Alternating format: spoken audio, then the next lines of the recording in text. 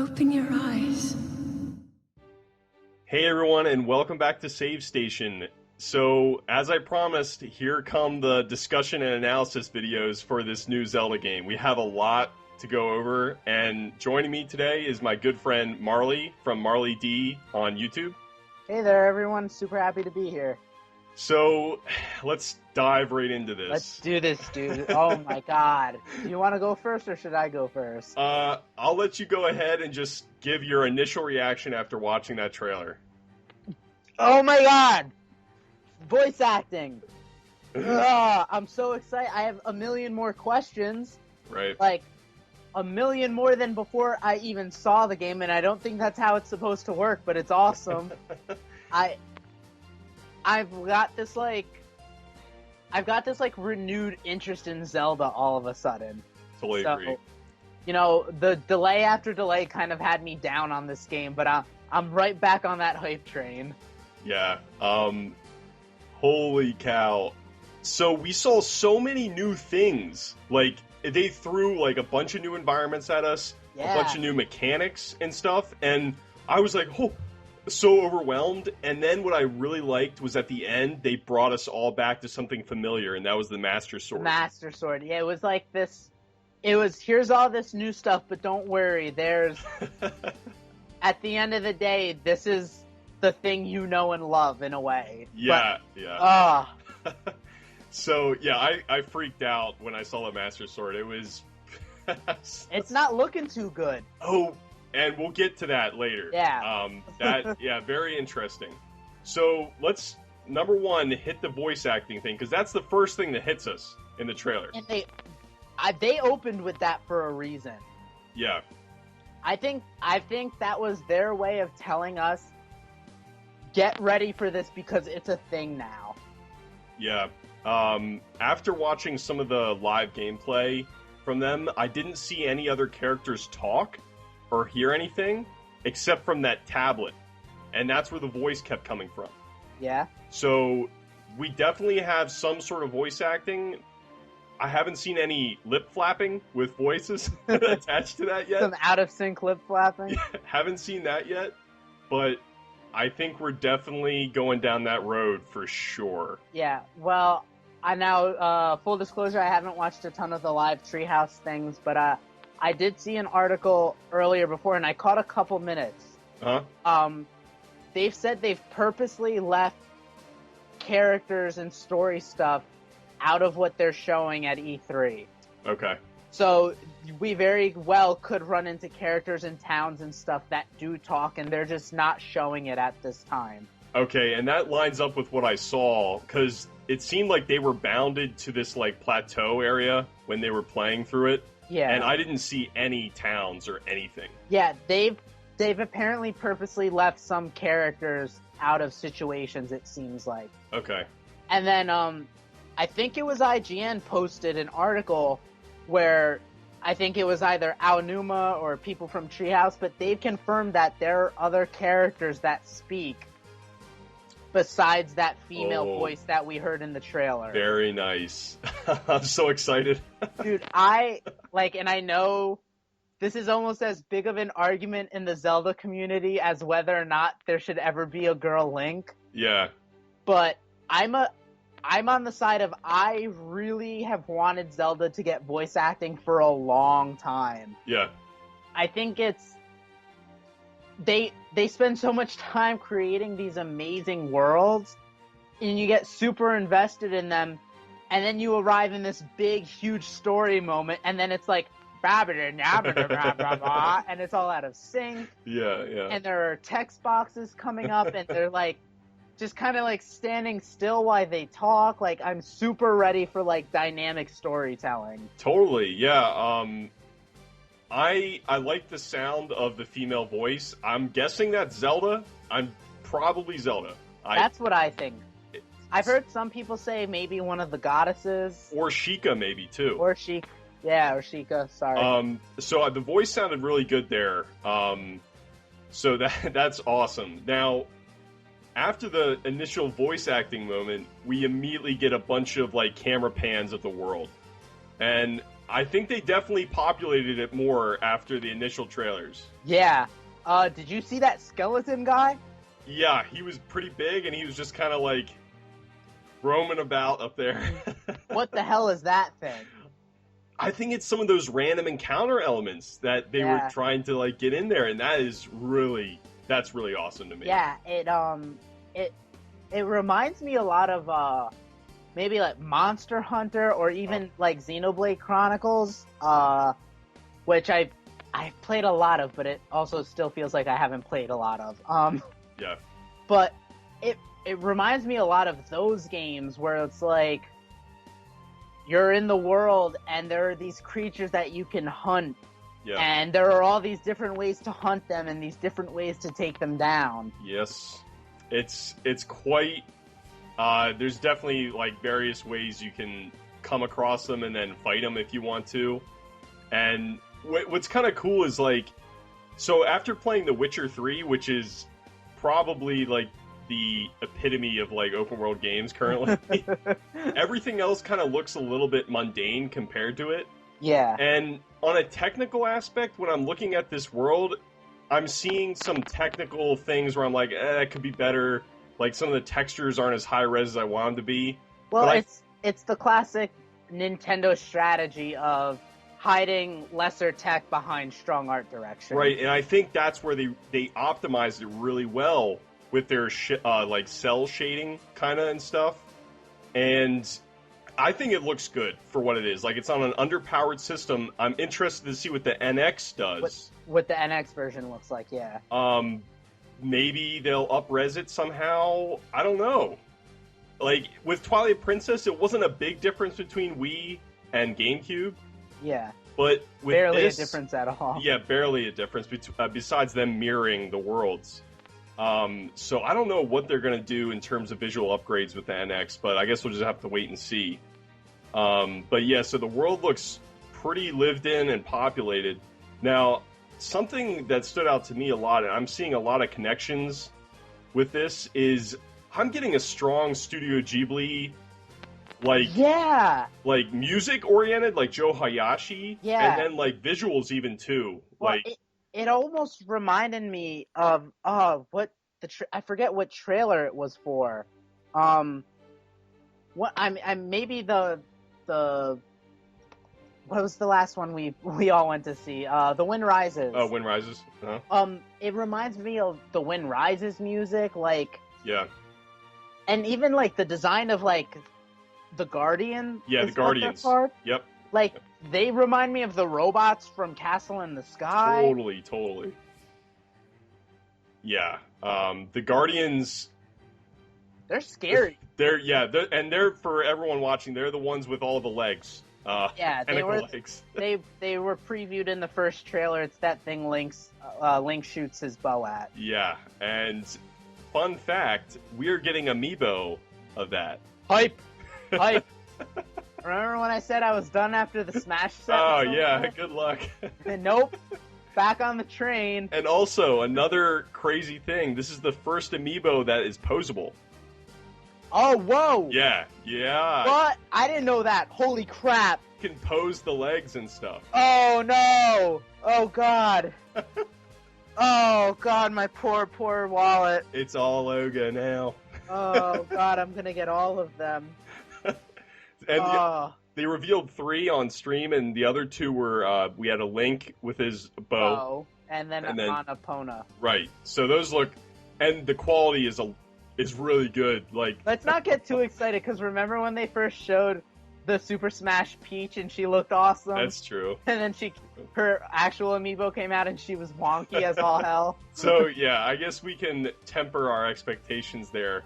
But I think we both can agree the quality of amiibo has gone up over time. Yeah. Oh man, that's so exciting. Yeah, so music was definitely awesome. It's definitely orchestrated, which is always better. Full orchestration. We saw it in the Sony conference last night. I thought that was a little weird, theirs, but I agree. Full orchestration is great. Sound quality, yeah. To me, the music felt very somber to me. Like, it felt very, like, it wasn't sad, but it wasn't happy. It was almost this kind of like weird somberness to it, which I wonder if that speaks at all to the tone of the game. Well, I think you're definitely right to pick up on that, because I look at the world and I see a lot of like decrepit things that feel like they've just been worn out by time. Yeah, it doesn't look like the Hyruleans. Yeah. It doesn't look like they've fared well. Not at all. Like, I'm seeing, like, those Guardians even, I don't know what they're doing, but they're even, like, overgrown with grass and stuff like that. So something happened where either in the gameplay they showed, Link is shown waking up, and he's been, like, in this stasis state. He's, like, in this pool. Oh, whoa, I didn't catch that. Yeah, he's in this, like, stasis pool, and that's where the voice is telling him to wake up. So, whoa. It's something, I think something happened, terrible happened. And, so, do we want to get into timeline predictions? Well, we could try. Another little tidbit I'll say is in Wind Waker. Did you ever play Wind Waker? I did.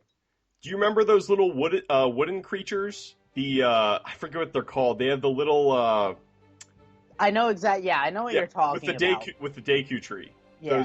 So one of them, they're in the world. They show up, they pop up randomly in the world in some places. So I'm like, is this in the Wind Waker timeline now all of a sudden? Or, I don't know, like, is this before the flood? Oh. That's the only thing that I'm kind of like coming up with right now. If this is before the flood, this game's gonna end on a really depressing note. Totally. That'll mean that this Link basically doesn't win, right? Yeah, absolutely. Absolutely. I have a feeling that I think this is going to be, timeline-wise, I think this is going to be the furthest most. So I think it's going to be the most recent. Okay, yeah. Because I think those Guardians are technology. Yeah. I think they're tech, and we see, like, the implementation of the tablet in the game. Like, yep. That doesn't look like a telescope. That looks like a piece of tech. Like, he holds it like you would hold an iPad or the Wii U tablet. Like, yeah. I think they reached a I think they're gonna, like, in lore, we'll figure out that, like, the Hyruleans reached a technical point, like a technical height, I meant to say, and that somehow, some way, it backfired on them. Uh-huh. And maybe Ganondorf had something to do with that. Yeah, and some people have said there are like Sheikah-looking markings on the Guardians. All over the place, yeah. What if the Guardians built them to fight the Hyruleans? It's on the table. That could definitely be true. Because, like, in Ocarina of Time, like, you see, there's, like, tension between the two races. Yeah. So, like, what if the Sheikah were like, you know what, we're tired of this, and they built these weapons, and then it just backfired on everyone. Yeah. Or, like, Ganondorf corrupted them or something like that. Or that. Like, man, there's a few things, and then we have the Master Sword, too. And that, to me, that immediately puts time travel on the table as well. Like, they could time travel? Because in Ocarina of Time, the key to time travel is the Master Sword, is pulling it out of the pedestal.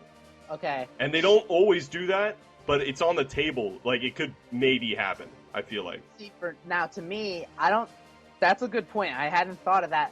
To me, I interpreted that as Link or our hero of time hasn't been around for a long time. Right. Like, so there's been no one to use it, and over time, like, it's just been worn away. Yeah. If he's ever going to use it, he's going to have to find some way to, like, rejuvenate it, because it's going to break.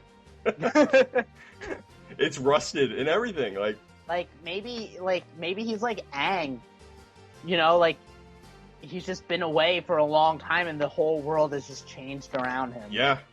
I think that's definitely true, because, like, as I said before, he was in that pool and he wakes up, And it seems like he's been asleep for quite a while. Yeah. So, oh man. So, yeah, let's talk about the little tablet device. Now, this seems to be definitely the exclusive feature of like using the gamepad and stuff.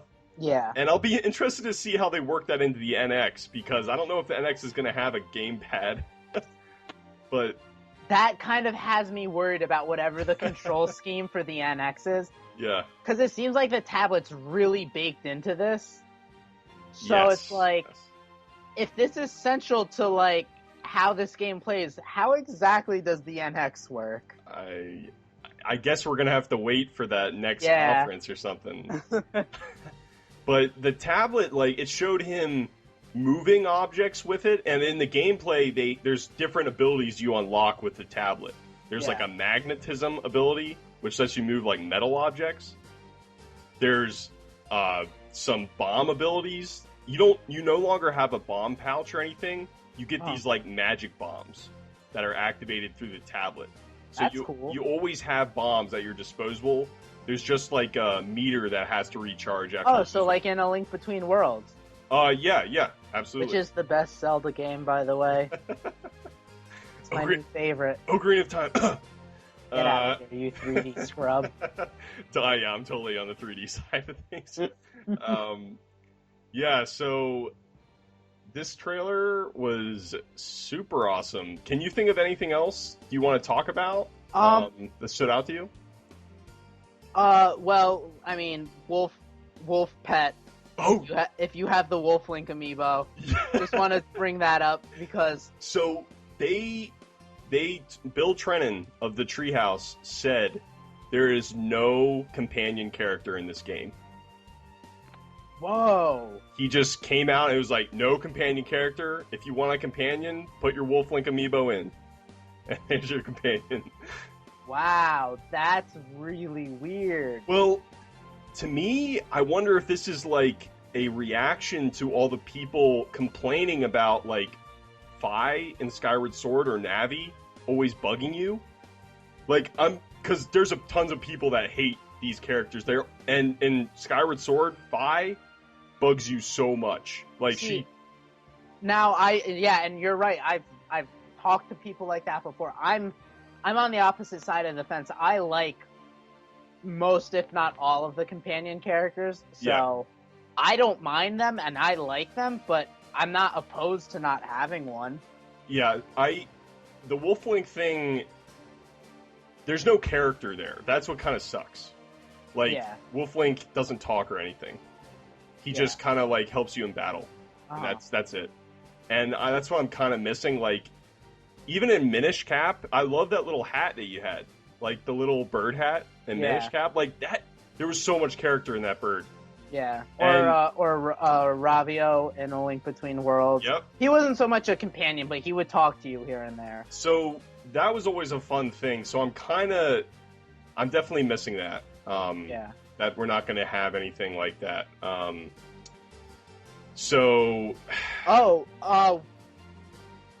What kind of game do you think this is going to be? Because I have a feeling this is going to be an open world RPG.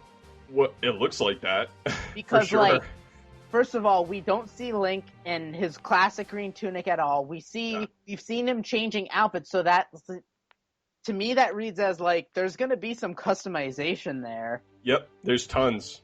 There's like, and if this is a truly open world, like, there need to be areas that are more difficult than the others. So how else do you measure that but with a leveling system? Yeah, I didn't see any hints of a leveling system, but I saw a ton of like material that you can gather. Yeah. And then like you can cook stuff and brew things, and that's how you get your hearts back, is by making food. That's the only way to get hearts back. What? You need to cook in this game. That's awesome. Yeah, and the cooking is pretty cool. Like, you can experiment a lot with, like, ingredients. That's awesome. And it's awesome. I hope it's an RPG. I want a Zelda RPG. I know Zelda 2 is technically an RPG, but it's also stupid hard. So, Yeah, I tried that game once and died so fast. I just had to stop that. But Yeah. yeah, and like I said, like the hearts, that's the only way to get hearts. And then in terms of weapons, you get all your weapons in the world and like from enemies and Oh, that's so chests. cool. Yeah. And we saw that in Wind Waker, you could steal weapons from enemies in Wind Waker, Yeah. but now this is like taking another level. Yeah, Like- I wonder if there's oh, I stole this thing's spear, Yep. and now I can upgrade it this way. Like, oh, that's so cool. You can then throw the weapon at an enemy for a critical hit, and the critical hit does more damage, but it also breaks the weapon. So, like, the weapons, all the weapons have durability. So, dude, it sounds like they're taking a lot out of Monster Hunter's playbook. Yeah. Which is awesome. I'm on the fence that or not on the fence, but I'm on the side of that Zelda has kind of been kind of uninspired lately. No. Totally. You know, they've kind of, it felt like they reached a formula that worked and they know they run on people's nostalgia. Yeah. So they just kind of got content with what they were doing. Yep. And I've been very critical of them for that for a long time. And it seems like they're really stepping up their game this time. The whole thing that AG Alnuma, the main producer, breaking conventions. Yeah. And I gotta say, they're breaking a lot of Zelda conventions in this game. It's insane. Now, are they gonna break open world conventions? Because we were talking about this a little bit the other day, but you know, you made that point that Ubisoft's whole press conference was just big open world games, and I'm getting kind of tired of them. Yeah, like we all are busy people, and we only have so much amount of time to give to games, and open world games take a long time. And if I'm like anybody else, I feel like I need to explore everything. Yeah, like I don't have this like drive just to do like story stuff. Like, and that's it. Like, you gotta explore the world. So that's gonna take you at least 40 hours. You know what I'm saying? That's a long time. So I hope they're not only breaking Zelda conventions, I hope they're breaking open world conventions. Like, I hope this is an open world that I'm not going through begrudgingly, that I like, you know what? I don't mind that I'm setting aside 2 hours to do this. Like, if Nintendo is the company that, like, revolutionizes the open world game, then all bets are off and pigs will pretty much start flying. Well, something that took me real off guard was Link can now jump by himself without, like, the automatic jump system. Uh-oh. You now have control over his jump. Which is... Zelda's dead. Everybody go home. They've ruined it. Which they did so casually in the live stream. I was like, whoa. It took me so off guard. Like, it was crazy. So that's another kind of like breaking convention thing right there. Wow. Yeah, wow. And the stamina bar is back from Skyward Sword. So sprinting takes up stamina. Climbing takes up stamina. Even hanging on to that glider takes up stamina. Okay. So you don't have full range of everything. Like, you can't just glide forever. You're eventually gonna drop. So you gotta time all that stuff. You know what I'm saying? Yeah. So that's kind of a cool. I love how it's kind of like a puzzle in and of itself. Yeah. Like, you need to, like, keep that stuff in mind when you're climbing, when you're gliding, and all that. So I kind of like that. So I can't really think of anything other than that was a really good trailer, and I'm pretty overwhelmed by all. Oh, what do we think of the name?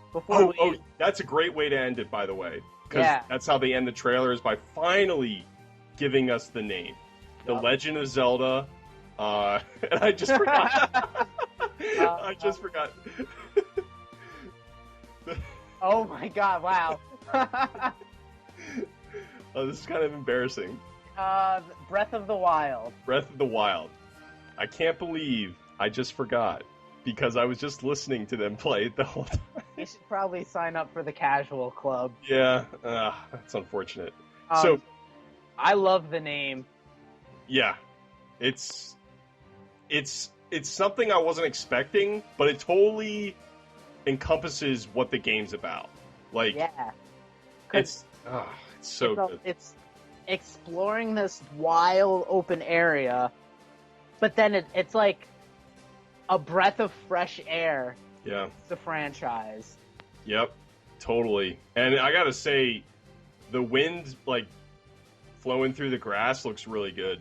Yeah, I feel like, I think they could have maybe made the visuals look a little bit better, but to have all that grass in there, yeah, takes a little bit of a toll, like on how many polygons you can have on screen.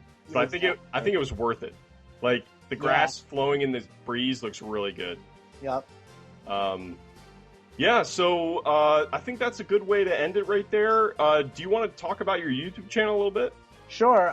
So I run the YouTube channel Marley D. I do a lot of movie reviews and reaction videos, and I'm trying to get some other stuff started up. I will have my reaction to the trailer up later tonight. Everyone was watching it at work, and I couldn't do it, so I was fiending to get home. Yeah.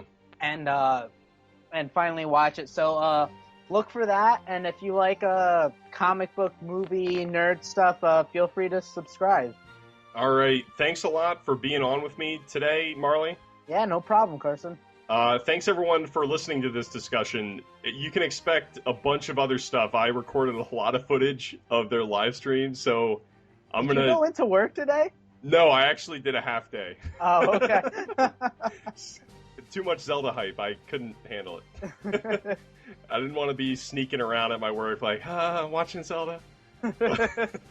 So, everyone, make sure to keep your eyes peeled for more Zelda coverage.